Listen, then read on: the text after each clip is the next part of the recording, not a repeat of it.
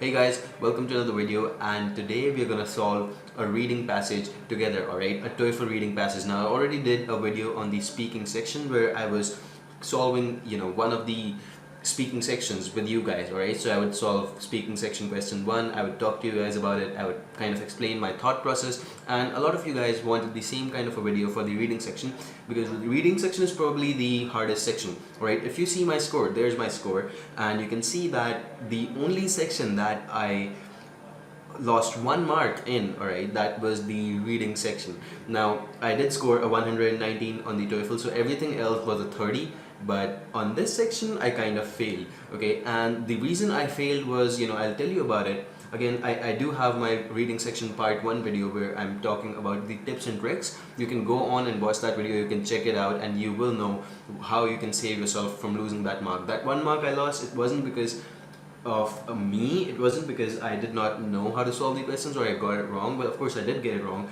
but it was because of something else actually, which I could have saved myself from. But anyway, I don't want you to make that kind of a mistake, so go ahead and watch that video. If you already have, let's continue with this video where we're actually going to solve a reading passage together, and I'm going to show you exactly how you do it, okay? So you're going to see my thought process, you're going to see my how do I read the passage, and really how much I read it before I solve the question, and do I read it all at once, or basically it's all going to be within the testing environment. I am in the office on Fridays, so just in case it's a little noisy, there's neighbors around here, so just in case it's a little noisy, I hope you understand, but hopefully I will be able to remove the noise when I edit out. Anyway, so the software that we're going to be using for the testing over here is the official ETS software. This is the official TOEFL IBT test volume 1 software. There's essentially 3 such softwares, okay? This is the volume 1, then there's volume 2, and then there's one official guide software. So in total there's about 14 tests that you can take, alright, from the 3 softwares. If you want the softwares, at the end of this video I'll tell you how you can get them. Okay, for now let's focus on the test. Now I don't want you to think that I've already practiced one of these tests and I'm just doing this now to kind of give you guys the same thing, because this is me doing it for the first time, okay? Well, not exactly the first time. I might have done it like, I don't know, 7-8 months back when I was actually preparing for my TOEFL and I took it, but for now this is like completely new to me. I haven't done this in a long time, so just in case I get some wrong, you will see me kind of get through them. It's fine if I get some wrong, but I want to make sure that you understand the thought process, alright? So that's exactly what we're going for here. Okay, so let's get right into this video. And which one should we actually, let's not decide which one we should do. Let's let the computer decide, and that's how you will know that this video is more like a genuine one. Okay, so I'm gonna go into this tab, and we're gonna go into this code sculptor. This is just a place where you can run some code. So we are going to write some random code over here, basically to generate a random number, and whatever number we get, we kind of do that test. Okay, so we're just gonna write import random and print random.randint, and the range is from 1 to 5. Sorry about that.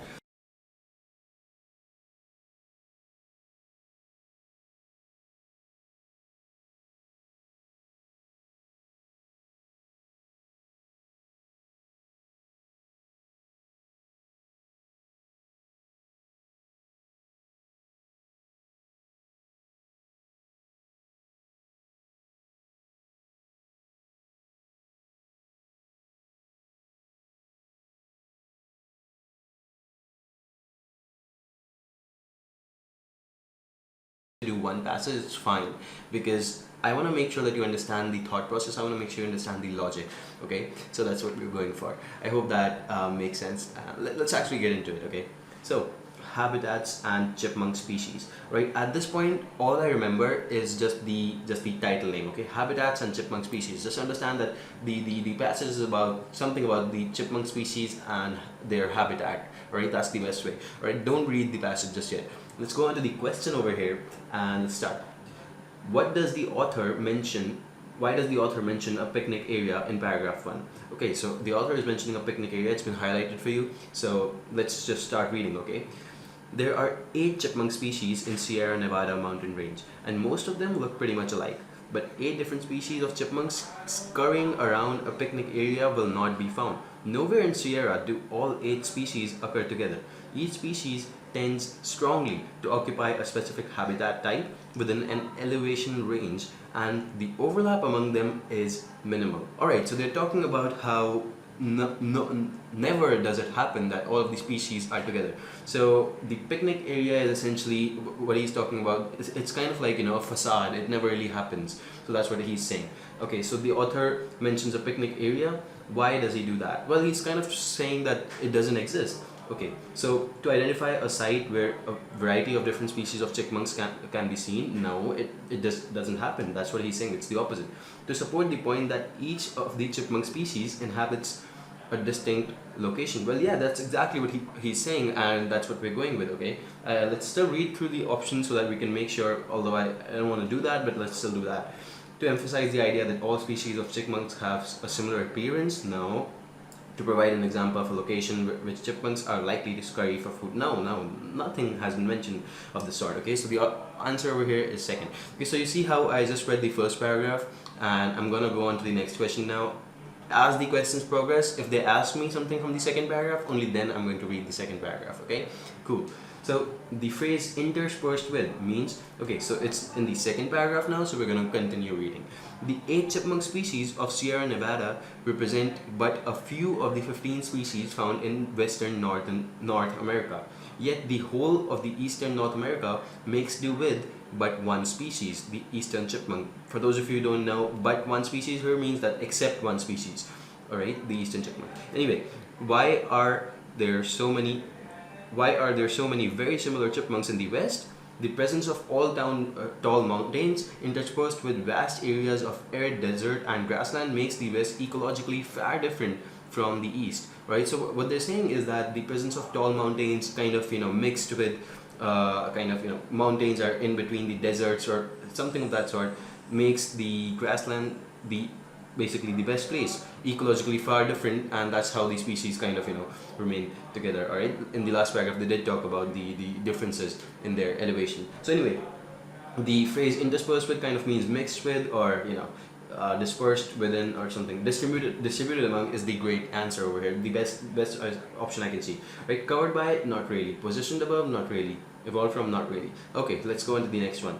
Alright, so again the second paragraph. In paragraph 2, the author indicates that a large variety of chipmunk species exist in western North America because of, well, he did mention that a large variety exists because let's actually read it again. Right, so he talked about why are there so many very similar chipmunks in the West. The presence of tall mountains interspersed with the vast areas of arid desert and grassland makes the West ecologically far different from the East. The West affords much more opportunity for chipmunk populations to become geographically isolated from one another, a condition of species formation. Also, there are more extremes in western habitats. In Sierra Nevada, high elevations are close to low elevations, at least in terms of mileage, but ecologically they are very different. Alright, the last sentence was not important. So what he's essentially saying is that the western North America is great for a large variety of chipmunk species because it offers a lot of variety in terms of the elevations and in terms of the conditions, really, so climate and all of that. Basically, it's not really climate, but whatever it is, a lot of variation, and that's what we need, it says. Right, so we're gonna go for a lot of variation in the options. A large migration of chipmunks from no, there's no migration. The inability of chipmunks to adapt to the high mountains, no, there's no such thing mentioned. The ecological variety and extremes of the West that cause the chipmunks to become geographically isolated. That's exactly what we're looking for, right? Great. It's simple. Just keep that one idea in your mind and then you just go on to the question, okay? Let's go on to the next one and let's try that. Okay, they're talking about the third paragraph, so we're gonna read that first, okay? Most ecologists believe that the ancient populations of chipmunks diverged genetically when isolated from one another by mountains and unfavorable ecological habitat. Okay, so what does diverged mean over here? Diverged kind of means that they moved away from each other in terms of their genetics and all of that. Okay, so they kind of moved away. Well, declined, not really. Competed, not really. Progressed, not. Separated, yeah, that's what we're looking for, right? They moved away from each other, they separated, right? So that's what we're looking for. It's simple. Have your own fill-in and then kind of try to find a synonym for that. Make sense? Great. I'm hoping all of these are correct. Anyway, let's move forward. The phrase one another in the passage refers to Okay, I don't think we've read this yet. So these scattered populations first evolved into races, adapted to the local ecological conditions, and then into species, reproductively isolated from one another. This period of evolution was relatively recent, as evidenced by the similar appearance of all western chipmunks. Well, one another over here just means that, the species really. Right, so the answer really is the species over here. We don't even have to think about it. It's right over there, it's mentioned. So one another mentions, it's not populations, it's not races, it's not ecological conditions, it's species. Alright, let's go on. Let's move on and we'll look at the question number 6 now. Over here it's saying, which of the sentences below best expresses the essential information in the highlighted sentence in paragraph 4? Incorrect choices change the meaning in important ways or leave essential information out. So again, with these type of questions, you just need to make sure that when you read the sentence, understand the central theme of the sentence, understand what it's trying to say, and just make sure that you go for that same theme in the option that you choose. So it's basically just paraphrasing or summarizing the same theme, right? So sometimes they'll leave some important information out, or sometimes they'll just change the meaning of the sentence, or add something that's not true. So that's the trap, and that's what you have to look out for. Okay, so let's read the sentence over here. Ecologists have studied the 4 chipmunk species that occur on the eastern slope of the Sierra, and have learned just how these species interact while remaining separate, each occupying its own elevation zone. So they're talking about how ecologists have studied 4 chipmunk species, and they kind of saw how they interact with each other even when they were occupying their own elevation zone, alright, their separate elevation zone. Okay, so let's look for that. Ecologists have studied how the geographical characteristics of the eastern slope of the Sierra influence the social developments. No, they haven't done anything of that sort. Ecologists have learned exactly how chipmunk species separated from each other on the eastern slope of the Sierra relate to one another. Yeah, that's exactly what we're looking for, right? I think that's the closest answer. Let's still look at the last 2 options. Ecologists discovered that the chipmunks of eastern slope of Sierra invade and occupy higher elevations. No, that's not even what they're talking about over here. It's not even mentioned in the passage as of yet. Ecologists studied how individual chipmunks of eastern slope of the Sierra avoid interacting with others. No, they don't avoid interacting, they do interact with each other, but they kind of stay in their elevation zones and still interact. That's what we're talking about in this passage, right? So yeah, the second one is the answer. I think that's pretty clear to me. Hopefully this is the correct one. I'm gonna go with the next. Okay, now they're talking about where does paragraph 4 indicate that the yellow pine chipmunk can be found in relationship to the other species of the eastern slope of Sierra. Alright, something about the yellow pine. Let's actually read it. Okay, ecologists have studied the 4 chipmunk species that occur on the eastern slope in the Sierra and have learned how these species interact while remaining separate, each occupying its own elevation zone. The sagebrush chipmunk is found at the lowest elevation level among the sagebrush. The yellow pine chipmunk is common in low to mid elevations and open conifer areas, including the pinyon and ponderosa, and this is not important, including whatever, right? The lodge pine chipmunk is found at higher elevations among the lodge poles, firs, and high elevation pines. The alpine chipmunk is higher still. Alright, so they're kind of creating a hierarchy, right? At the bottom this one, and then on top of that this one, and basically elevation by elevation, these are the chipmunks that can be found at this elevation, right? So the alpine chipmunk is higher still, venturing among the tallest slopes, alpine meadows, the high elevation pines and junipers. Obviously, the ranges of each species overlap. Why don't sagebrush chipmunks move into the pine zones? Why don't alpine chipmunks move lower into the elevation and share the conifer forest with lodgepole chipmunks? Well, we'll find out next. Okay, anyway, in this one they're talking about the yellow pine chipmunk in the question, and they're asking what is their relationship to the other species. And in the options you can easily see what they're asking for is relative position, are they above or below someone. Okay, so in this case we are looking for the yellow pine chipmunk. Okay, I believe the sagebrush is at the bottom, so the first option is incorrect. Below the sagebrush there is really no chipmunk. Okay, above the alpine chipmunk, let's see. Well, the alpine chipmunk are higher still. They're actually the highest level chipmunk. So there's nothing above them, so that's wrong as well. At the same elevation as sagebrush chipmunk? No, there's no same elevation concept. We already read it. It's really, someone is above or below someone. Okay, below the lodgepole chipmunk, let's see. The lodgepole chipmunk is found at higher elevations. Okay, yeah, they talked about the yellow pine, and then they're talking about lodgepole, which is higher. So that means that the yellow pine is actually below the lodgepole, right? So yellow pine is below the lodgepole, I believe. Okay, let's move on. Let's actually solve that. Now, I know I'm taking a lot of time with this, but usually in the testing environment, I'm a lot faster. This is the same thought process that I'm doing. I'm just doing it verbally, so it's taking a lot of time, and I'm reading the passage out to you guys.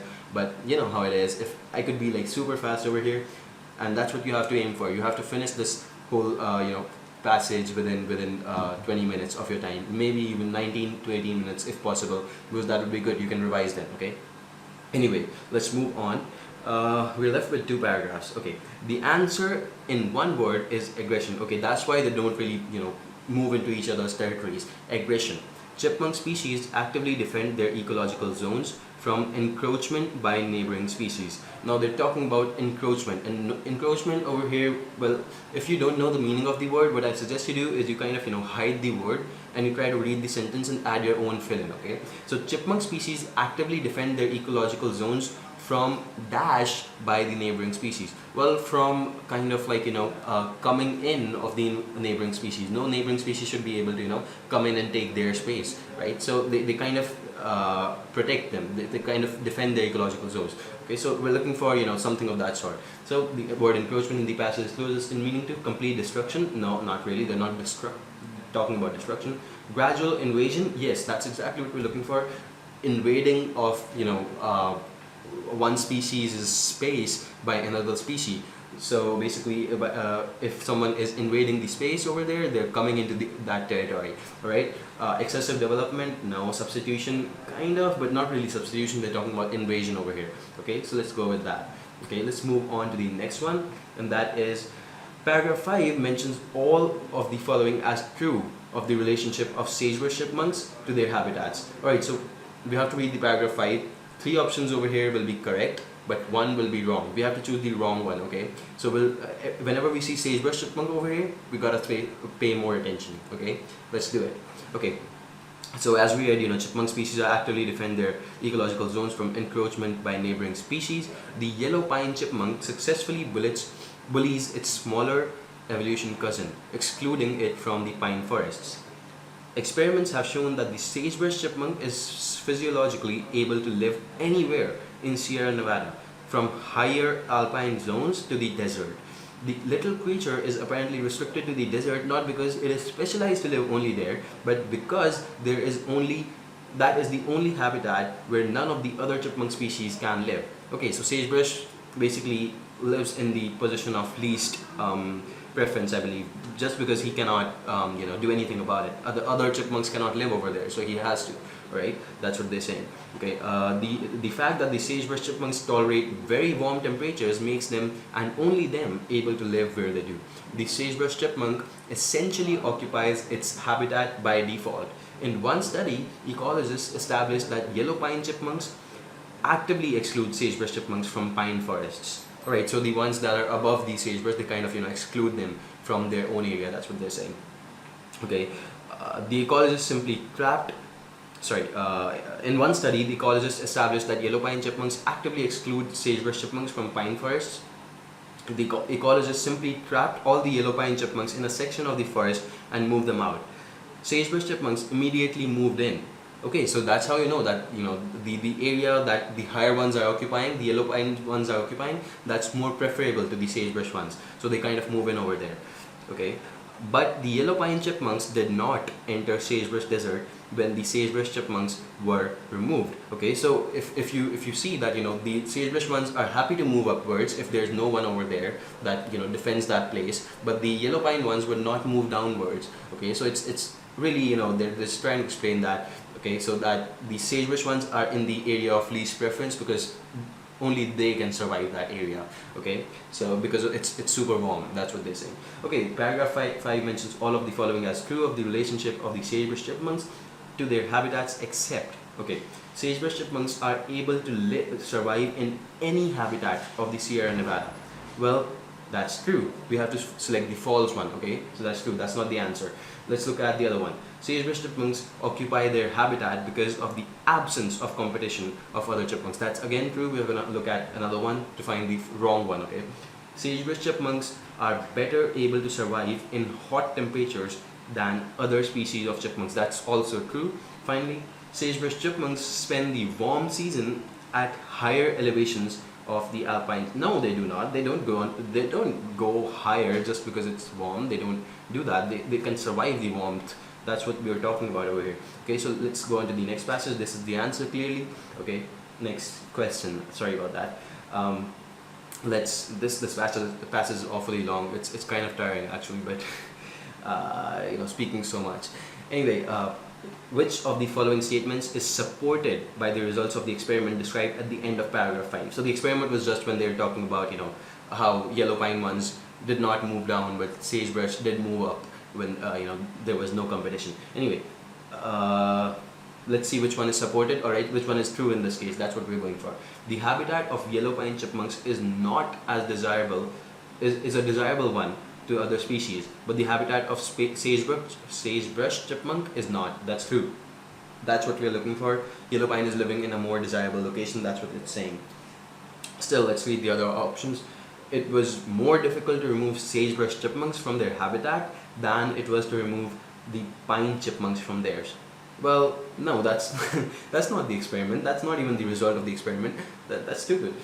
Yellow pine chipmunks and sagebrush chipmunks require the same environment conditions in their habitats. Okay, no, they do not require the same environment conditions. That's wrong. That's nowhere is it mentioned. That's not the result. The temperature of the habitat is not an important factor to either the yellow pine chipmunk or the sagebrush chipmunk. Well, the temperature is important, and that's really the reason why the yellow pine is not moving downwards, because it's super warm over there. So see, it's really easy, and you can do it. It's fine. I know if it seems hard, kind of go over this question again. Just watch the video again. You will understand this part. Okay, it's super easy. Just understand the passage. If when I'm speaking at times you're not able to understand the passage, what I would suggest is the passage is always on your screen. Just pause the video and read it once all by yourself, because when you read it all by yourself, you understand it better. Right now I'm reading it, so I'm understanding it better, maybe, just in case that's happening. Okay, so let's move on to the next question. Okay, alright. According to paragraph 6, why is the lodgepole chipmunk so protective of its habitat from competing chipmunks? Alright, so we haven't really read paragraph 6 yet, so let's go on. We're looking for why lodgepole chipmunk is so kind of protective of its habitat from other chipmunks. Okay, the most aggressive of the 4 eastern slope species is the lodgepole chipmunk, a feisty rodent indeed. It actively prevents alpine chipmunks from moving downslope and the yellow pine chipmunks from moving upslope. There is logic behind the lodgepole's aggressive demeanor. It lives in cool, shaded conifer forests, and of the 4 species, it is able to tolerate heat stress. Least able to tolerate heat stress. So basically, it's living in the basically under the trees in the forest because it cannot tolerate the heat. That's why it needs that, and that's why it's so aggressive. That's what they're saying. Okay, let's move on. It is, in other words, the species of the strictest habitat needs. It simply must be in those shaded forests. However, if it shared its habitat with alpine and yellow pine chipmunks, either or both of these species might outcompete it, taking most of the available food. Such a competition could effectively eliminate lodgepole chipmunks from the habitat. Lodgepoles survive only by virtue of their aggression. Alright, so they kind of talk about why lodgepoles chipmunks are so aggressive, because they need that shade that is provided by the forest, and if someone else comes in, they'll just take their food and they'll be eliminated from the habitat, and that's apparently the reason why they are so aggressive, okay, and so protective. Okay, so that's what we're looking for. Let's look at the options. It has specialized food requirements. Not really. It cannot tolerate cold temperatures. Well, hot temperatures, not cold temperatures. That's opposite of what we're looking for. It requires the shade provided by it requires the shade provided by the forest trees. It prefers to be able to move on between areas that are, no, that's not even mentioned. That's out of the blue. Alright, so this one is the answer, I believe, and let's move on to the next one. Okay, by virtue of, the phrase by virtue of in the passage is closest in meaning to. Okay, so what we're doing over here is we're going to look at the sentence again and again, you know, hide the by virtue of, and we're going to add our own fill in. Okay, lodgepoles survive only dash their regression, only because of their regression, right? So exactly, that is what the answer is, right? Because of their regression. I don't even have to read the other options.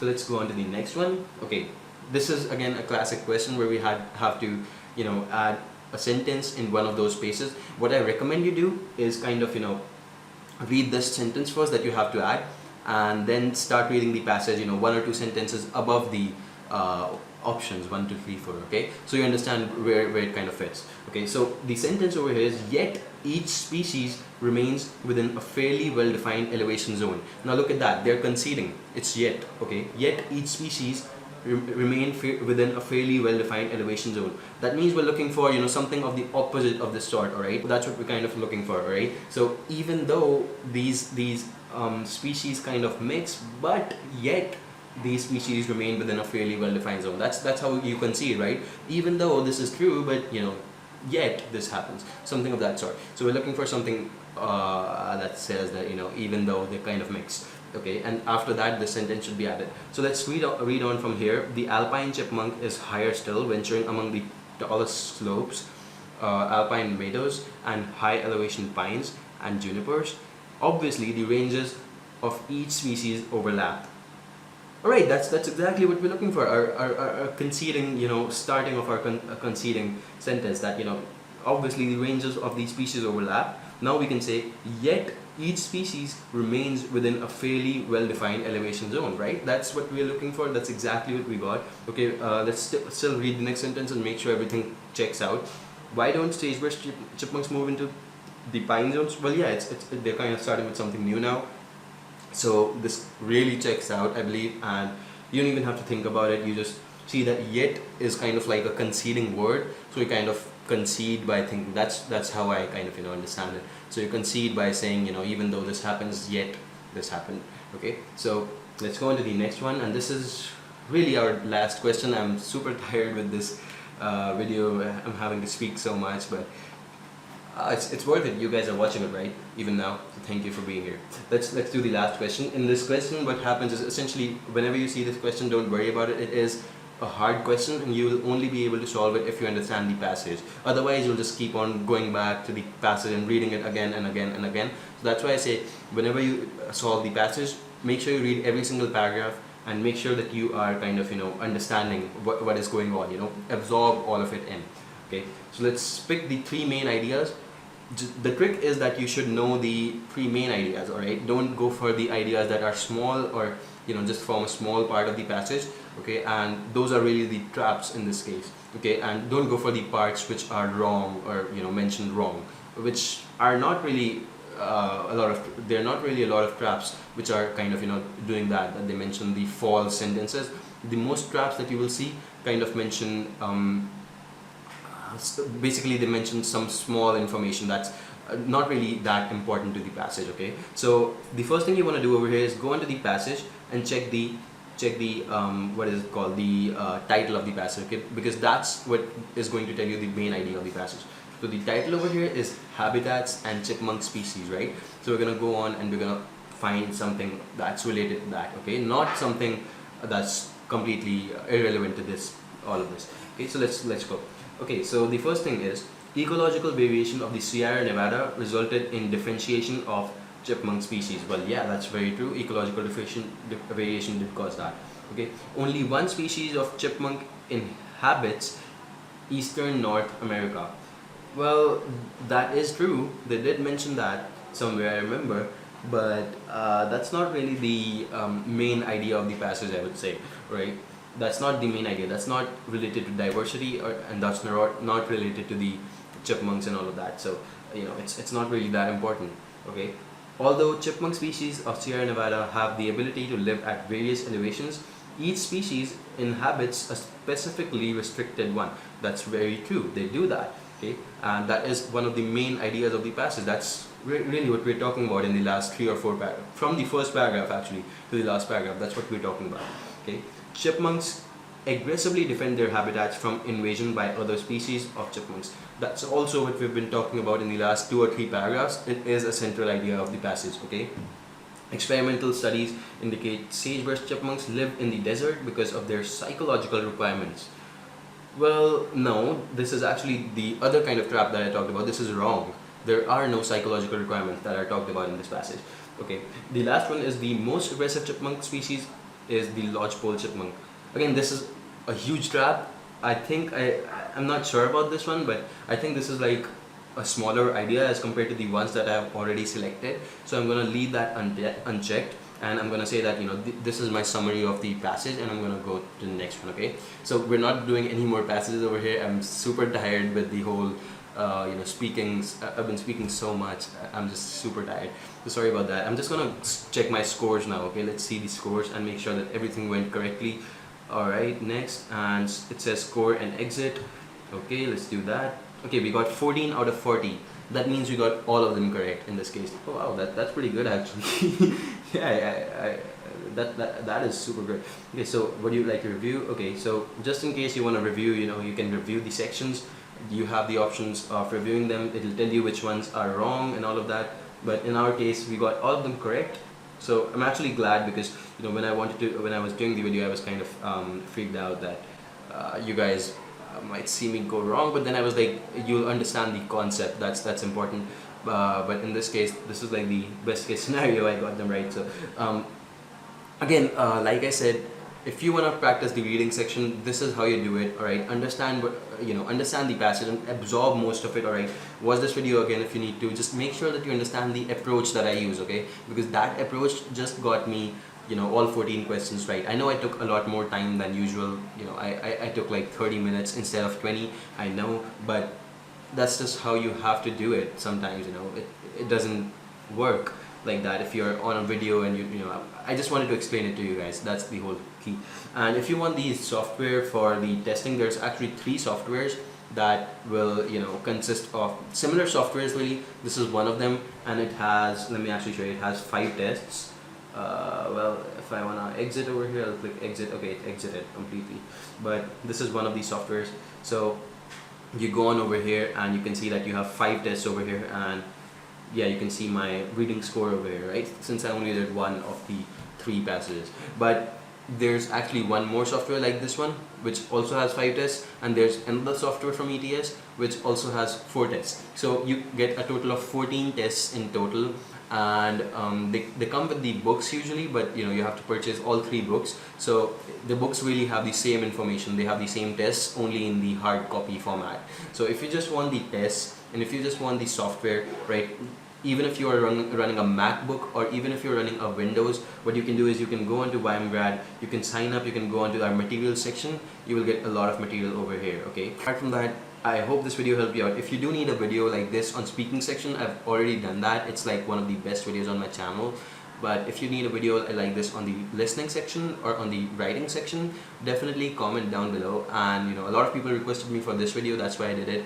But if you actually go on and you comment down below for the listening or writing section, I would do that. You will get the software. Doesn't matter if you're on a MacBook, doesn't matter if you're on a what do you call it, Windows.